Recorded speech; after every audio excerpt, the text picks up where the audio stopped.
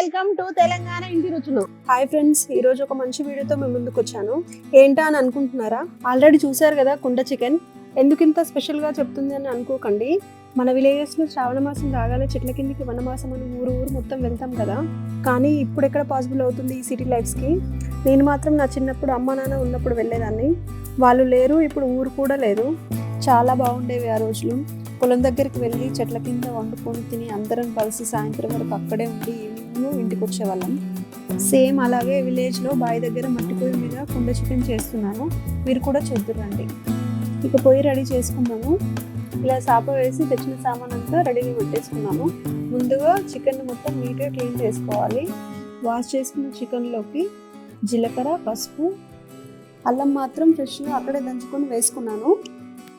Next పచ్చిమిర్చి, onions, పుదీనా, కారం, ఉప్పు, టమాటాలు కూడా వేసుకున్నాము. చికెన్కి కావాల్సిన మసాలాలన్నీ నేను అక్కడే రుబ్బుకున్నాను. ఎందుకంటే ఫ్రెష్ అయితే కొంచెం టేస్ట్ బాగుంటుంది కదా. అసలే కుండ చికెన్ టేస్ట్ చాలా ఎక్స్పెక్ట్ చేస్తాం కదా, అందుకే అవన్నీ అక్కడే రుబ్బుకున్నాను. మామూలుగా డబ్బాలలో కాకుండా మనం ఏదైనా ఫ్రెష్గా రుబ్బుకొని వేసుకుంటే దాని టేస్ట్ మరింత రెట్టింపు అవుతుంది కదా. బగారాకు, దాల్చిన చెక్క, లవంగాలు, మిరియాలు అవన్నీ కూడా దంచుకొని వేసుకున్నానండి.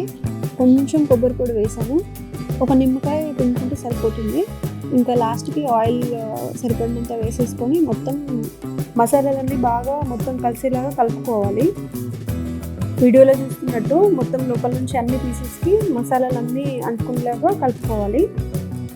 ఇలా కలుపుకున్న చికెన్ అంతా కుండలోకి వేసుకోవాలి. ఇప్పుడు ఇలా చూస్తుంటే ఎంత బాగా అనిపిస్తుంది. ఇంకా ఉడికాక ఎంత బాగుంటుందో చూద్దాము.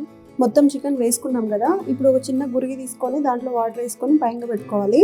ఎందుకంటే కుండ అడుగు మాడిపోకుండా ఉంటుంది. మంట ఎక్కువైనా తక్కువైనా కానీ మాడిపోకుండా.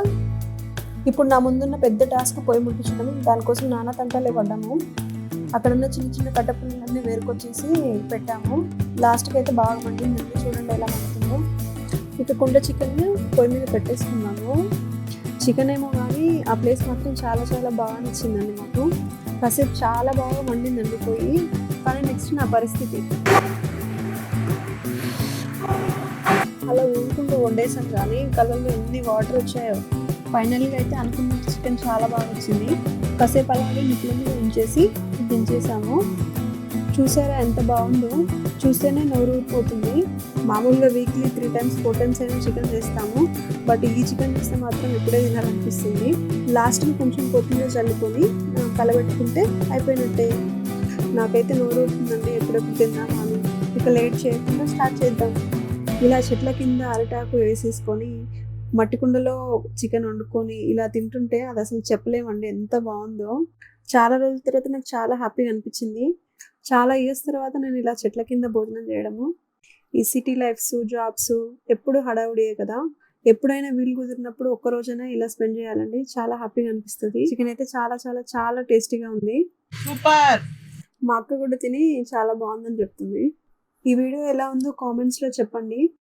ఇంకా మా ఛానల్ని సబ్స్క్రైబ్ చేసుకోకపోతే చేసుకోండి. Thank you.